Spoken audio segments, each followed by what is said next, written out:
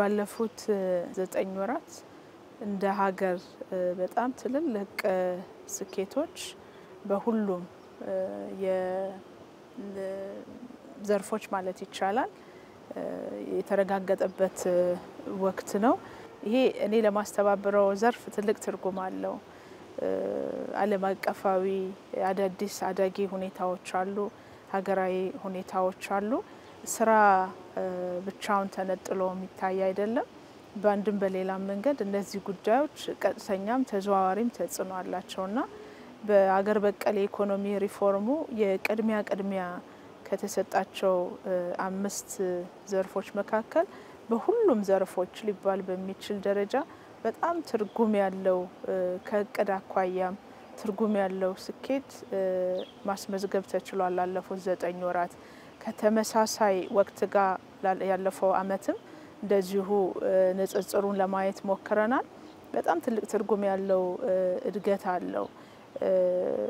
ስራ ፈጠራ ስንል ከአጠቃላይ የልማት እንቅስቃሴው ጋር አብሮ ተሳስሮ የሚታይ ስለሆነ በእያንዳንዱ ዘርፍ ያለው እድገትና ለውጥ ውጤት ቀጥተኛ በሆነ መልኩ የስራ እድል ፈጠራ ዘርፉ ላይ ኢምፓክት አለው። ዓለም አቀፍ ትሬንዶቹም እንደ ሀገር የጀመርነውን የሪፎርም አጀንዳ በማሳካትም በሌላ መንገድ በመገዳደርም ረገድ ያላቸውን ትርጉም አይተናል። ይሄ በቀጣይ ወራት ለምንሰራው ስራ ደግሞ ትርጉም አለው። ኢትዮጵያ ውስጥ በጣም ብዙ አዲስ ነገሮች አሉ። አንዱ አዲስ ነገር እንደዚህ አይነት ተግዳሮቶችን ወደ እድል መቀየር የሚችለው እሳቤ ነው። ላለፉት 7 አመታት ይሄ እሳቤ ረጅም ርቀት እንድንመጣ አድርጎናል። በያዝነው 9 ወራትም እንዲህ የተፈጠሩ ያሉ አዳዲስ ዓለም አቀፋዊ አዝማሚያዎች በእርግጠኝነት አመራሩ ያለውን ዊዝደም ተጠቅሞ ወደ እድል የሚቀይራቸው ናቸው ማለት ነው። ብዙዎቹም እድል የመሆን ፖቴንሻል አላቸው። ለ9 ወራት ባከናወናቸው ስራዎች 3.4 ሚሊዮን ለሚሆኑ ዜጎች የስራ እድል ተፈጥሯል። ይሄ የዳታ ማጥራት ስርዓቱን የተከተለ ሪፖርት ነው። በፐርሰንቴጅ 86% ነው ከቀዳችን። በጀት አመቱ የተለየ በጀት አመት ተደርጎ ነው የተወሰደው። ሁሌ የምናደርገው ኤክሰርሳይዝ አለ። ዘንድሮ ግን እስካሁን ከተቋቋምንበት ጊዜ ጀምሮ ይዘን የማናቀውን ግብ የጣልንበት በጀት አመት ነው። 4.9 ሚሊዮን ለሚሆኑ ዜጎች የስራ እድል ለመፍጠር ነው ግብ የጣልነው። ከዚያ ውስጥ 3.4 ሚሊዮን ለሚሆኑ ዜጎች የስራ እድል ፈጥረናል። ይሄ ቋሚ የስራ እድል ብቻ ነው ማለት ነው። ቋሚ የስራ እድል በተጣራ በተረጋገጠ የመረጃ ስርዓት የኛ የመረጃ ስርዓት 83% ነው የሚወስደው። ከየክልሉ የሚመጣውን ዳታ በማጥሪያ መስፈርቱ መሰረት አጥርቶ ገለልተኛ በሆኑ አካላት የተጠና ጥናት አለ። በዛ መሰረት የተቀመጠ ምጣኔ ነው። በዛ ምጣኔ ነው ማለት ነው ይሄ ሪፖርት የሚቀርበው። ስለዚህ 3.4 ሚሊዮን የሚሆኑ ዜጎች ቋሚ የስራ እድል ላይ ተሰማርተዋል። ግብርና ዘርፉ ትልቅ ድርሻ አለው። የአገልግሎት ዘርፉ ቀጥሎ ይመጣል። ሶስተኛው በኢንዱስትሪ ዘርፍ ነው ማለት ነው። ከድርሻ አኳያ የተፈጠረው የስራ እድል ከሀገር ውስጥ የስራ እድል ፈጠራ አኳያ ትልቁን ስፍራ የሚይዘው ከጣልነው ግብም ከፈጸምነው ፍጻሜም አንፃር እሱ ነው። ቀጥሎ የውጭ ሀገር ስራ ስምሪት ነው። ምርጫቸውን ከሀገር ውጭ ባሉ የስራ እድሎች ማድረግ ለሚፈልጉ ዜጎች ደግሞ ህጋዊ ስርዓቱን አስፍተን አሰራር ስርዓቱን አዘምነን ቅልጥፍና ያለው ውጤታማ እንዲሆን ለማድረግ ሰፋፊ ስራዎች ሲሰሩ ቆይቷል። በያዝነው በጀት አመትም ተቋም ውስጥ እየተሰራ ያለውን የዲጂታላይዜሽን ስራ አጠናክሮ በመቀጠል አገልግሎቱን ለማሳለጥ ጥረት ተደርጓል። እንደ ውጤት ደግሞ የውጭ ሀገር ስራ ስምሪት ላይ እንደዚሁ 344,000 ለሚሆኑ ዜጎች የስራ እድል ተፈጥሯል ማለት ነው። ይሄ ከያዝነው እቅድ አንፃር በመንፈልገው ደረጃ ያልተሳካ ቢሆንም ከተመሳሳይ ወቅት ጋር ወስደን ካየን አምና 270,000 ገደማ ነው በዚህ ተመሳሳይ ወቅት የፈጠርነው። ዘንድሮ የ140,000 ገደማ ልዩነት አለው ማለት ነው በአጠቃላይ ሌላ አዲስ የጀመርነው አምና በነበረው በጀት ዓመት መጨረሻ ይፋ ያደረግነው የርቀት ስራ ነው የርቀት ስራ ዜጎች እዚሁ ሆነው በጣም የተሻለ ትልቅ ገቢ የሚያገኙበት በተለይ የዲጂታል ዓለሙ የፈጠረውን መልካም አጋጣሚ መጠቀም የሚችሉበት እድል ነው ክቡር ጠቅላይ ሚኒስትራችን እንደ ሀገር በጣም ትልቅ እድል ለወጣቶች የፈጠሩት አንዱ ከፈጠሯቸው ብዙ እድሎች አንዱ የኮደርስ ኢኒሺዬቲቭ ነው ይሄ ኮደርስ ኢኒሺዬቲቭ ብዙ ዜጎቻችን የዲጂታል ክህሎታቸውን እንዲያሳድጉ ለማድረግ ያስችላል ኢትዮጵያውያን ዓለም ላይ ያለውን ገበያ የሶፍትዌር በማልማትም ይሁን እዚህ ሆነው አገልግሎት በመስጠት መረጃ በመተንተን እንደ የኩባንያዎቹ ፍላጎት የሚሰጧቸው አገልግሎት አይነቶች አሉ እኛ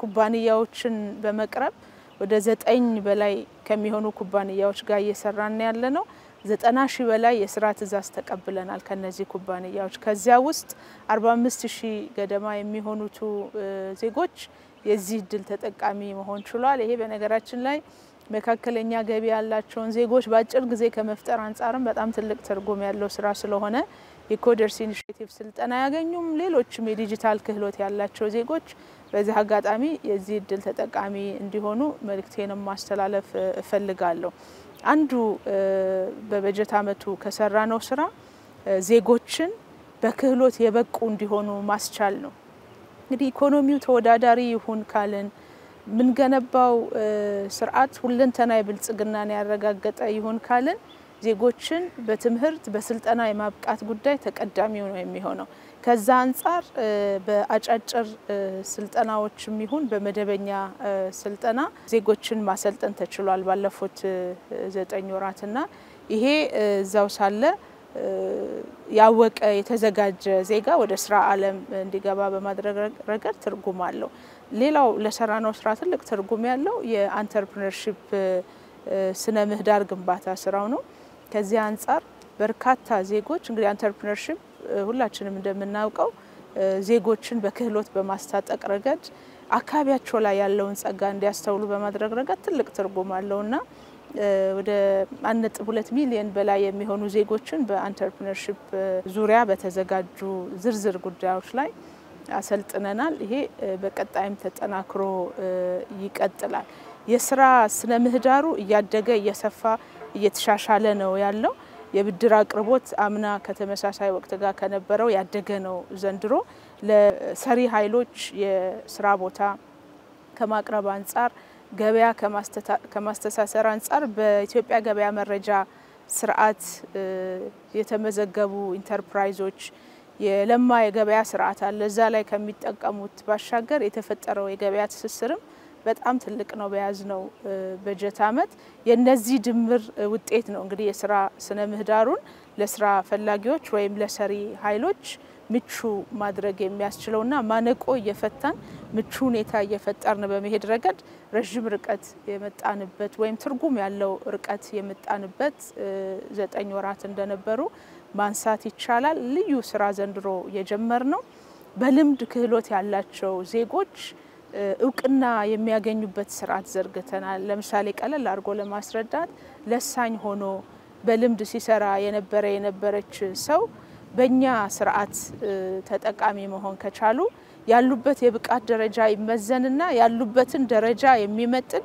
ደረጃ 3 ከሆነ የደረጃ 3 ሰርቲፊኬት ያገኛሉ ይሄ የዜጎችን ገቢ ለመጨመር እንደ ሀገር ደግሞ የሂውማን ዲቨሎፕመንት ኢንዴክሳችንን ለማሻሻል ኢኮኖሚያችንን ተወዳዳሪ ለማድረግ ትልቅ ፋይዳ አለው በዚህ ሀገራዊ ፕሮግራም እንደ መጀመሪያ ስራ በርከት ያለ ሰው ተጠቃሚ መሆን ችሏል 15,000 ገደማ የሚሆኑ ዜጎች ሰርቲፋይድ ሆነዋል ነገር ግን በቂ አይደለም 80,000 ዜጎችን ቢያንስ በዚህ በጀት ዓመት ለመድረስ አቅደን እየሰራን ነው ያለነው በድምሩ ተወስዶ ከታየ በክህሎት ልማት በስራ እድል ፈጠራ እንዲሁም በአሰሪና ሰራተኛ ግንኙነት ረገድም ያሰሪና የሰራተኛ ግንኙነት ምክክር ላይ ድርድር ላይ የተመሰረቱ ጤናማ የሆነ ኢንዱስትሪ ወይም ሰላሙን ያረጋገጠ ኢንዱስትሪ እንዲሆን በማድረግ ረገድ የኢንዱስትሪ ባህል ግንባታ ላይ ትኩረት አድርገን እየሰራን ያለነው የማህበራዊ ወይም የምርታማነት ምክክር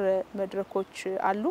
በማህበረሰብ ደረጃም አዳዲስ የምርታማነት ምክክር መድረኩን መሰረት ያደርጉ እንደ ቤተሰብ ቢዝነስ እንደ ማህበረሰብ ቢዝነስ አይነት ስራዎችን እየሰራን ያለነው ኢመደበኛ ቢዝነሶችንም ወደ መደበኛ የማምጣት ስራ እየሰራን ያለነው።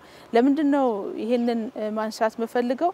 በጣም ብዙ ዜጎች ያሉበት መስክ ነው። ለምሳሌ ኢመደበኛ ስራው ኢመደበኛ ከሆነ ኢመደበኛ ነው ማለት ነው። ተገቢውን ድጋፍ ክትትል እና ህጋዊ ስርዓቱ የሚያቀው አይሆንም።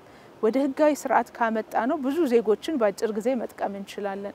የቤተሰብና የፋሚሊ የኮሚኒቲ ቢዝነስ ምንላቸው ብዙ ዜጎች የሚገኙባቸው ስለሆነ እንደ ቤተሰብ ምርታማ የመሆን እንደ ማህበረሰብ ምርታማ የመሆን እድልን ስለሚያጎናጽፉ ዜጎች እነዚህን እድሎች በደንብ እንዲጠቀሙ በዚህ አጋጣሚ ጥሪ ማስተላለፍ ፈልጋለሁ። ማነቆ ተብሎ ወይም እንደ ቻሌንጅ የተነሳው የምንፈልገው ወይም ኢትዮጵያ ውስጥ ያለው የስራ ፈላጊ ቁጥር እንግዲህ ያደረ እዳለን እንደ ሀገር አዲስ ፍላጎት አለ።